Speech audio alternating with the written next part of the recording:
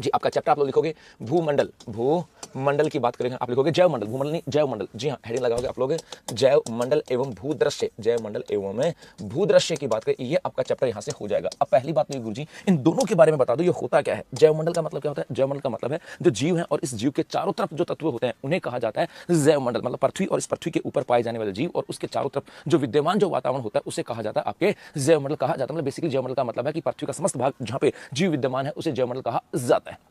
तो पहली चीज तो आता है कि गुरुजी जैवमंडल का मतलब क्या होता है? जैवमंडल का मतलब होता है कि पृथ्वी का समस्त भाग, पृथ्वी का समस्त भाग, पृथ्वी का समस्त भाग कह दो या पृथ्वी का समतल भाग, ऐसे कह दे, पृथ्वी का समतल भाग, जहां समतल भाग, जहां जहां क्या होता है भाई? जहां पे जीवन विद्यमान है, जहां पर आपके जीवन विद्यमान है, इसी को क्या कहा जाता है? जैवमंडल की पृथ्वी का वो समतल भाग या वो भाग जहां पर आपके जीवन विद्यमान है जैवमंडल कहलाता है। इसका मतलब एक चीज समझना, यहां पर किसकी बात की है? जीवन की। और जीवन जीने के लिए किसकी आवश्यकता पड़ती है? पानी की। जीवन जीने के लिए किसकी आवश्यकता पड़ती है? मिट्टी की। जीवन जीने के लिए किसकी आवश्यकता पड़ती है? वायु की। इसका मतलब है कि जैवमंडल के अंदर हम जलमंडल की भी बात करेंगे, जैवमंडल का मतलब हम जलमंडल की भी बात करेंगे, मिट्टी का मतलब हम स्थलमंडल की भी बात करेंगे, स्थलमंडल, और वायु का मतलब है हम किसकी बात करेंगे? वायुमंडल। अर्थात जैवमंडल का मतलब है कि भाई स्थलमंडल, जलमंडल, वायुमंडल और इन सब जो पृथ्वी के चारों तरफ इनका जो आवरण है उसी को कहा जाता है आपके जैवमंडल। दूसरा एक यहां से आपके आ जाता है भूदृश्य, एक आपके यहां से आता है आपके भूदृश्य। तो जैवमंडल का निर्माण किससे होता है? जलमंडल, स्थलमंडल और वायुमंडल, इन तीनों को मिलाकर के आपके जैवमंडल का निर्माण होता है। और अब एक यहां से आता है आपके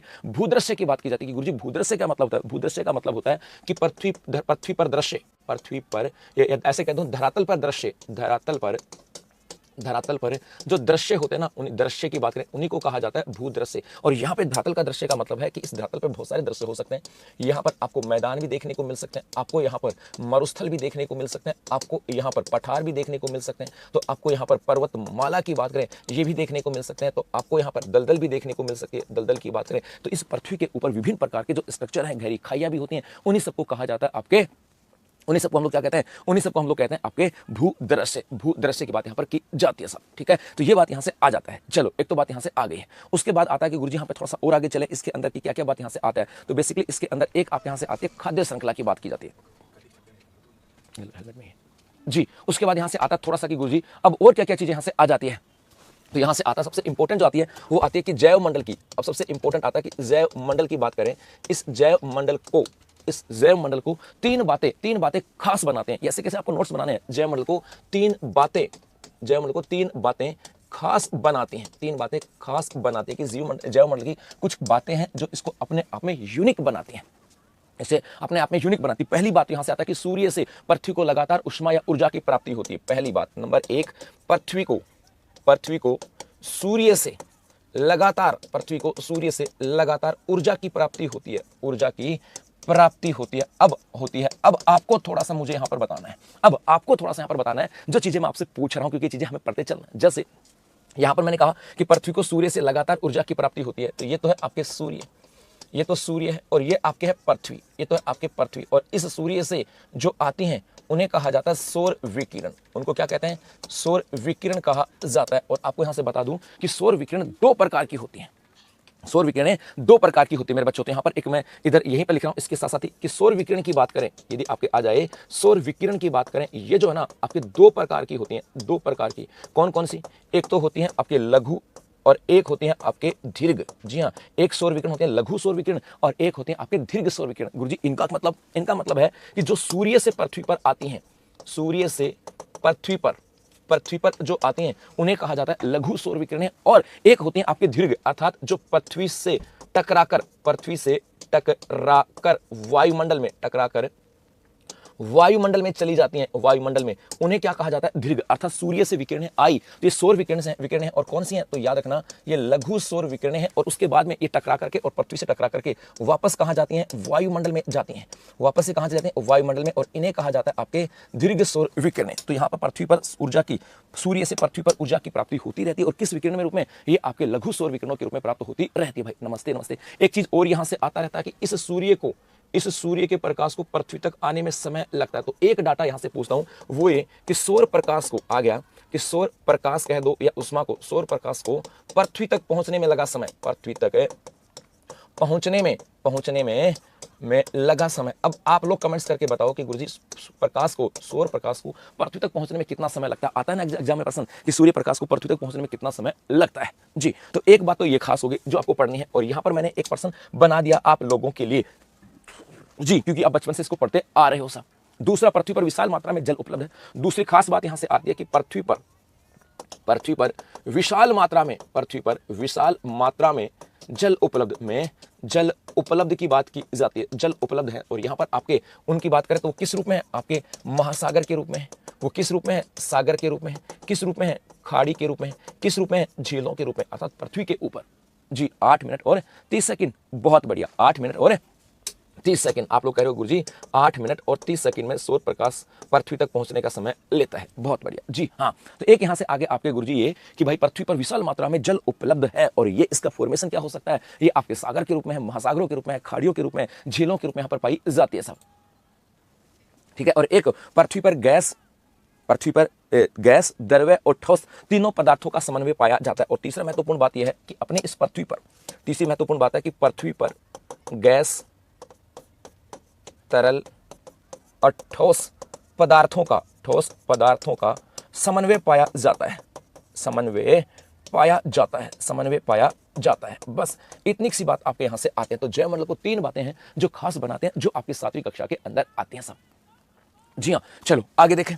उसके बाद यहां से आता है कि जैवमंडल में जो चीजें पाई जाती है ना, जैवमंडल में जो जीव पाया जाता है, उन जीवों को हम 2 भागों में बांट सकते हैं। तो नेक्स्ट यहां पर लिखेंगे जैवमंडल में पाए जाने वाले जीव। नेक्स्ट हो जाएगा आपके कि जैवमंडल के जीवों को 2 भागों में बांट सकते हैं। 2 भागों में बांट सकते हैं। जी हाँ, बांट सकते हैं कि जैवमंडल में जो जीव पाए जाते हैं इनको 2 भागों में बांट सकते हैं। गुरुजी 2 भाग कौन से? एक तो हो जाएगा आपके वनस्पति जगत। एक तो क्या हो जाएगा आपके वनस्पति जगत की भाई, एक तो वनस्पति जगत है जीवमंडल में, और एक हो जाएगा, हम किसकी बात कर रहे हैं, जीव जगत की बात कर रहे हैं, जिसके अंदर मानव की बात की जाती है, जिसके अंदर आपके जानवरों की बात की जाती है, वो आपके यहां से आ जाएंगे। तो ये कहीं पर भी हो तो सामान्यतः जी, सामान्यतः इस जैवमंडल के अंदर पाए जाने वाले जीवों की बात करें, उन्हें हम 2 भागों में बांट सकते हैं, वनस्पति जगत, और एक हम बांट सकते हैं आपके जीव जगत के अंदर। और वनस्पति जगत के अंदर झाड़ियां, पेड़ पौधे ये सब आ जाएंगे, और इसके अंदर जीव जगत के अंदर हमारे मानव की बात करें, यह सब आपके यहाँ पर आ जाएंगे सब। ठीक है, ये यहां से आ जाता है। जी जी जी, चलो ये बात यहां से आ जाता है। अब होता है एक शब्द आता है परितंत्र। अब यहां पर एक शब्द आता है परितंत्र, और इस परितंत्र में आता है का अर्थ और महत्व है। परितंत्र और इसके बारे में, इसका अर्थ और महत्व की बात की जाती है कि सर परितंत्र क्या होता है और उसका अर्थ क्या है और महत्व क्या है, इसी जैवमंडल की बात करें। जी हाँ, अब यहां से आता है कि परितंत्र, परि का मतलब चारों तरफ, और तंत्र का मतलब जो तंत्र बना हुआ है, जो जाल बना हुआ है। तो मानव के चारों तरफ या हमारे चारों तरफ या जीव जगत के चारों तरफ या जीव के, इसके अर्थ की बात करें, जीव के चारों तरफ के तंत्र, चारों तरफ का जो तंत्र होता है ना, उस तंत्र को क्या कहा जाता है, परितंत्र कहा जाता है। और इसके अंदर सजीव वस्तुएं भी होती हैं और इसके अंदर निर्जीव वस्तुएं भी होती हैं। और इस परितंत्र की बात करें, इसके अंग क्या होंगे, तो बेटा इसके अंग में आपके सजीव वस्तुएं भी होंगी और निर्जीव वस्तुएं भी होंगी। इसके अंदर आपके सजीव और निर्जीव, इसके अंदर आपके सजीव की बात करें और निर्जीव, ये सब चीजें आपके इसके अंदर शामिल होती हैं। और इसका महत्व क्या होता है, हर एक फैक्टर का अपना महत्व होता है, हर एक चीज आपके आपस में जुड़ी हुई होती है। परितंत्र के अंदर हर एक चीज जुड़ी हुई होती है। जैसे यहां पर बात करें महत्व, अर्थात हर एक विषय वस्तु आपस में जुड़ी हुई होती है,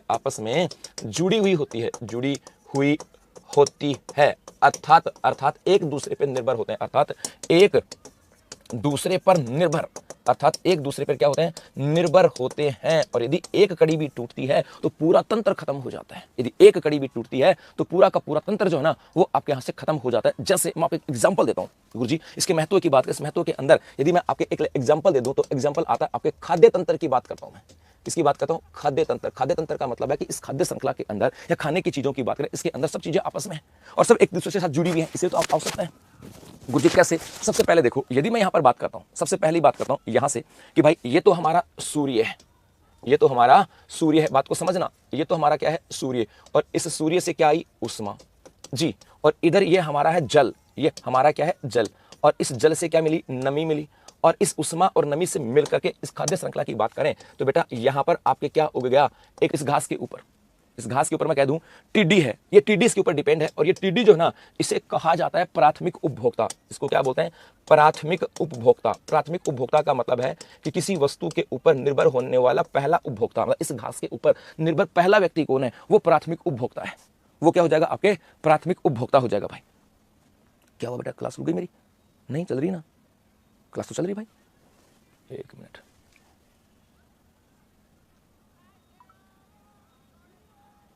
एक सेकंड में देख लेता हूं।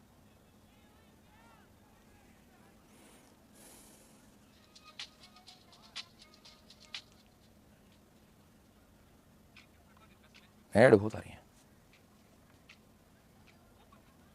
चल रही भाई? चल रही बेटा? हाँ, तो किसी विषय वस्तु का सबसे पहले उपयोग में लेने वाला व्यक्ति क्या कहलाता है? ये कहलाता है आपके प्राथमिक उपभोक्ता। मतलब कोई भी किसी वस्तु को सबसे पहले उपयोग करेगा वो प्राथमिक उपभोक्ता होता है। ठीक है, चलो ये तो बात यहां से हुई। ये जो टिड्डी वगैरह है, इस टिड्डी वगैरह को कौन खा सकता है? इस टिड्डी वगैरह को कौन खा सकता है? कोई चूहा वगैरह खा सकता है? कोई इस यदि हम बात करें, या इसके ऊपर यहां पर इसको कौन खा सकता है? चूहा खा सकता है। चूहा खा सकता है। चूहा खा सकता है। चूहा जो खा सकता है, तो ये जो चूहा है ये क्या हो गया? आपके द्वितीय उपभोक्ता। ये हो गया आपके द्वितीय उपभोक्ता।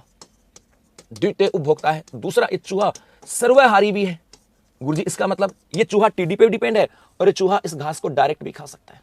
ये चूहा इस घास को डायरेक्ट भी खा सकता है, और एक ये चूहा इस टिड्डी को भी खा सकता है। हो गया यहां से। उसके बाद में इन सबको कौन, इस चूहे को कौन खा सकता है? इस चूहे को कौन खा सकता है? कोई सांप खा सकता है, खा सकता है, या कोई ईगल खा सकता है, या हम कहें कि आपके कोई पक्षी खा सकता है जी। तो ये जो सांप और पक्षी की बात करें, ये हो गए आपके तृतीय उपभोक्ता। ये तृतीय उपभोक्ता है।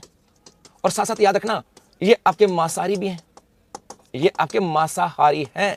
क्यों गुरुजी? क्योंकि ये तो घास तो नहीं खाते, ये आपके घास तो खाते नहीं है, ये आपके क्या है? मांसाहारी है।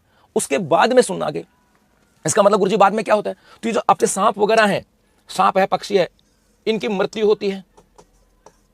इनकी मृत्यु होगी, और मृत्यु होने के बाद में इनका अपघटन होता है।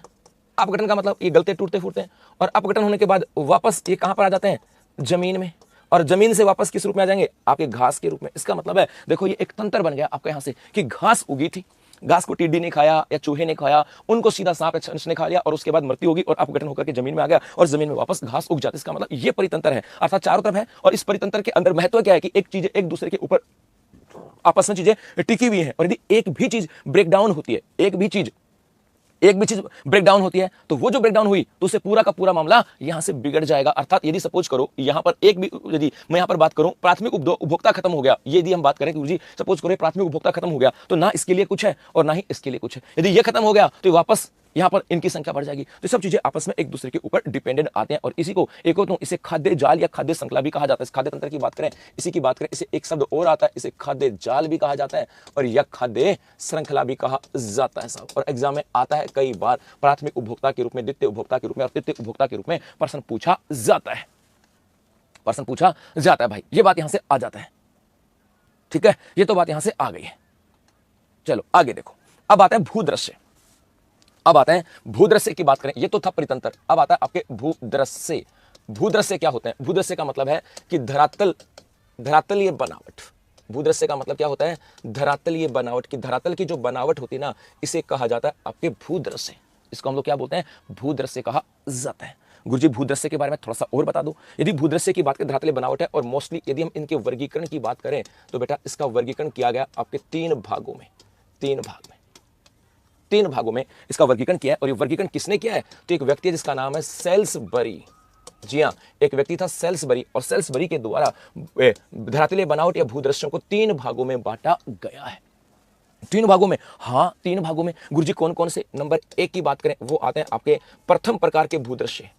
प्रथम भूदृश्य, और प्रथम भूदृश्यों के अंदर शामिल किया गया आपके महाद्वीप और महासागरों को। महाद्वीप और महासागर प्रथम प्रकार के कौन से हैं? महाद्वीप और महासागर हैं।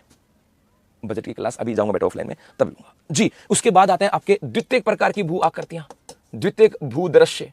और द्वितीय भूदृश्य की बात करें, इसके अंदर हम सामान्यतः शामिल करते हैं आपके पर्वत, पठार, इनको शामिल करते हैं। और ये कौन से हैं? तो यहां पर आ जाएंगे कि पृथ्वी की आंतरिक शक्तियों के कारण, पृथ्वी की आंतरिक शक्तियों के कारण निर्मित भू आकृति के कारण निर्मित आकृति, निर्मित आकृति, जी हाँ इंपॉर्टेंट है ये, पृथ्वी की आंतरिक शक्तियों के कारण निर्मित आकृति को क्या कहा जाता है? उसको क्या कहा जाता है भाई? उससे कहा जाता है आपके द्वितीयक भू शक्तियां, द्वितीयक भूदृश्य कहा जाता है। और आंतरिक शक्ति, पृथ्वी की आंतरिक शक्तियों पता किसको शामिल करते हैं? जैसे आपके भूकंप है, ये पृथ्वी की आंतरिक शक्ति है। पृथ्वी की हम बात करें, भूकंप है, ज्वालामुखी है, ये पृथ्वी की आंतरिक शक्ति के कारण ये उनके स्वरूप है, और इनके कारण जो भू आकृतियां बनती हैं वो इसमें आ जाएंगी। जी भाई, यस, हाँ बेटा। और उसके बाद में एक आते हैं आपके तृतीयक भू आकृतियां, तृतीयक भूदृश्य, तृतीयक भूदृश्य। और इसके अंदर हम शामिल करते हैं अपने मैदानों को, हम शामिल करते हैं इसके अंदर हमारे जो रेगिस्तान है इनको। गुरुजी ये क्या है? तो ये हो जाएंगे आपके, ये हो जाएंगे आपके भौतिक शक्तियों के। एसआई के एग्जाम के लिए 6 महीने का इसका रिवीजन करा दीजिएगा प्लीज सर, प्लीज। जी यस, सी ऑफलाइन में क्लास है मेरी एसआई को लेकर के, तो वहां से इसको लाइव कर दूंगा मैं, चिंता मत करो। जी हाँ, इसका निर्माण कैसे होता है? तो ये हो जाएगा कि पृथ्वी पर बाहरी जो बाह्य शक्तियां होती हैं, बाह्य शक्तियों से निर्माण, बाह्य शक्तियों से निर्माण की बात करें, पृथ्वी के ऊपर जो बाह्य शक्तियां होती हैं ना, उनसे जिन भू आकृतियों का निर्माण होता है वो तृतीयक प्रकार की भू आकृतियां हैं। जी बाह्य शक्तियां कौन सी हैं? इन बाह्य शक्तियों की बात करें तो जैसे मैं आपके यहाँ पे नदी की बात करूं, मैं पवनों की बात करूं, और आप लोगों ने जब पश्चिमी मरुस्थल पढ़ा होगा राजस्थान की ज्योग्राफी में, तो पश्चिमी मरुस्थल के विस्तार का कारण क्या है ना? कारण क्या है? तो वहां पर आपके पवने हैं, नदी, और नदी की वजह से क्या बनते हैं? मैदान बनते हैं। तो यहां पर ये आ जाएंगे आपके बाह्य शक्तियों की बात यहां पर की जाती है। ठीक है, ये आपके यहां से आ जाएंगे, इतनी सारी बातें आपके यहां से आ जाते हैं। अब गुरुजी इनके अंदर कोई मोटी मोटी बातें तो बता दूं। और यहां पर आपकी छठी कक्षा के अंदर, छठी कक्षा जो भाग आता है नंबर 4, वो आता है आपके नदी बेसिन का। गुरुजी नदी बेसिन का मतलब क्या होता है? नदी बेसिन का मतलब है कि भैया नदी का प्रभाव क्षेत्र, नदी प्रभाव क्षेत्र। नदी बेसिन का मतलब होता है नदी प्रभाव क्षेत्र। इसका मतलब समझना, जब किसी नदी में पानी आता है तो कितने क्षेत्र का भूगर्भिक जल स्तर ऊपर चला जाता है, वो पूरा का पूरा इलाका क्या कहलाता है? नदी बेसिन कहलाता है। उसको क्या कहते हैं? नदी बेसिन। जैसे सामान्य समझना, मैं से कहूं ये आपके पर्वत हैं, और इन आपकी 7वीं कक्षा के अंदर बताया गया है कि इन पर्वतों से यहाँ पे एक नदी आई, तो ये तो क्या हो गई? आपकी नदी। जी भाई, इसके अंदर इधर से एक छोटी सी आकर के मिल गई, तो ये क्या हो गई? आपके सहायक नदी, ट्रिब्यूटरी। ये क्या हो गई? आपके सहायक नदी हो गई। और उसके बाद में ये नदी बह रही है आपके, बहने दो साहब, बहने दो, बह रही है, बह रही है। जहां पर दोनों नदियां आपस में मिल रही हैं, इस स्थान को क्या कहा जाता है? नदी संगम। ये आपके नदियों का संगम है, और ये बह रही है आपके, बहने दो साहब, बहने दो, बहने दो, बहने दो। उसके बाद में आगे जाकर के, और ये आपकी नदी किस में गिरती है? सागर में गिरती है। ये नदी किस में जाकर के गिर जाएगी? सागर में गिरती है। जब नदी सागर में गिरती है, जब नदी सागर में गिरती है तो सागर के अंदर यहां पर एक दलदली भाग का निर्माण करती है, और उसको बोलते हैं डेल्टा। तो एक आता है डेल्टा, और डेल्टा का मतलब है दलदली भाग, दलदली भाग। और विश्व का सबसे बड़ा डेल्टा, यदि इसी की बात करूं, एक आ जाएगा विश्व का सबसे बड़ा डेल्टा। विश्व का सबसे बड़ा डेल्टा कौन सा है? तो वह है आपके सुंदरवन डेल्टा, सुंदरवन डेल्टा। जी हाँ, और किसके द्वारा बनाया जाता है? गंगा नदी के द्वारा, गंगा नदी के द्वारा, गंगा और ब्रह्मपुत्र नदी के द्वारा निर्मित विश्व का सबसे बड़ा जो डेल्टा है वो है, उसे क्या कहते हैं? वो कौन सा है? उसका नाम है सुंदरवन डेल्टा, जो कि आपके पश्चिमी बंगाल में गंगा और ब्रह्मपुत्र नदी के द्वारा बनाया जाता है। तो ये आपके कुछ यहां पर कहा गया इस प्रकार से, है ना? इस प्रकार से हमारे यहां पर, है ना, इस प्रकार से हमारे यहां पर है। और एक यहां पर नंबर 1 और बात करता हूं, द्वीप। द्वीप का मतलब होता है जल के मध्य, जल के मध्य स्थित, जल के मध्य स्थित स्थलीय भाग, स्थित स्थल भाग, उसी को क्या कहते हैं? द्वीप कहा जाता है। मतलब जल के मध्य, यदि जल के मध्य स्थित जो स्थल भाग होता है उसी को क्या बोलते हैं? द्वीप। हम कहते हैं द्वीप भाई, अंडमान निकोबार द्वीप, बंगाल की खाड़ी के द्वीप समूह की बात करें तो मेरे भाई किसी जल के बीचों बीच, जल के मध्य स्थित जो आपका भाग, स्थल भाग होता है, उसी को क्या कहा जाता है? द्वीप कहा जाता है। ये जल के मध्य स्थल भाग है, ये आपके 2 टाइप का हो सकते हैं, 2 प्रकार का हो सकता है। एक सागर या महासागर या खाड़ी या झील में स्थित। एक तो ये हो सकता है, जैसे हम लोग राजस्थान की बात कर रहे हैं तो आपके फतेह सागर झील में 2 द्वीप हैं, पढ़ते हैं ना? किसकी बात करते हैं? जैसे झील की बात करो तो क्या पढ़ते हैं हम लोग? फतेह सागर झील। याद करो, फतेह सागर झील कहाँ है? उदयपुर। और पढ़ते हैं ना, इसके अंदर आपके 2 द्वीप हैं। इसका मतलब झील में भी हो सकते हैं, किसी सागर में भी हो सकते हैं, महासागर, जैसे हिंद महासागर के अंदर अंडमान और निकोबार की बात करें, यहाँ पे महासागर का भी एग्जांपल दे दूं मैं। महासागर की बात करें तो आपके हिंद महासागर के अंदर हो जाएंगे, हिंद महासागर में आपके अंडमान निकोबार, अंडमान निकोबार है। जी हाँ, तो 2 प्रकार का, एक तो ये, और दूसरा क्या हो सकता है? नदी के मध्य द्वीप, नदी के मध्य द्वीप। एक नदी के बीच में भी द्वीप हो सकता है, नदी बह रही है और नदी के बीच में, जैसे नदी बह रही है, सपोज करो, इसको मैं थोड़ा सा बड़ा कर देता हूं, जैसे नदी यहां पे बह रही है,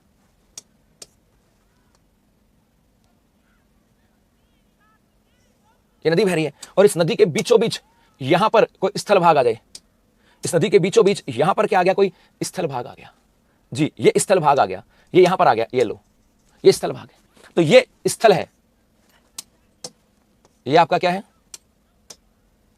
स्थल है, तो ये क्या कहला जाएगा, द्वीप हो जाएगा। तो नदी के मध्य द्वीप की बात करें और यहां पर आता है विश्व का सबसे बड़ा द्वीप कौन सा है, मांजुली द्वीप, ब्रह्मपुत्र नदी में, तो यहां पर आ जाएगा। इसी की बात करें, एक आता है मांजुली द्वीप, इसका एग्जांपल है मांजुली द्वीप, और ये मांजुली द्वीप की बात करें, ये किस नदी में है, ब्रह्मपुत्र नदी, ब्रह्मपुत्र नदी में है, कहां पर है, असम में है, और इसकी विशेषता क्या है, विश्व का सबसे बड़ा, नीचे की पट्टी हटा देता हूं बेटा जी, ये हो जाएगा विश्व का सबसे बड़ा नदी द्वीप, विश्व का सबसे बड़ा नदी द्वीप की बात करें तो द्वीप दो प्रकार के होते हैं सब, ये सागर, झील, खाड़ी वगैरह में भी हो सकते हैं, और एक आपके यहां से हो सकते हैं नदी के मध्य, और विश्व का सबसे बड़ा नदी द्वीप कौन सा है, मांजुली द्वीप, असम में है, ब्रह्मपुत्र नदी के मध्य। तो ये आपके यहां से एग्जांपल में डेल्टा, सुंदरवन डेल्टा की बात हो गई, यहां पर मांजुली द्वीप की बात हो गई है, इसके अलावा बाकी जो चीजें आती हैं उनकी चर्चा हम लोगों ने यहां पर की है, कल इसके आगे वाले चैप्टर की चर्चा करने वाले हैं। तो अभी के लिए मेरे बच्चों इतना ही, धन्यवाद।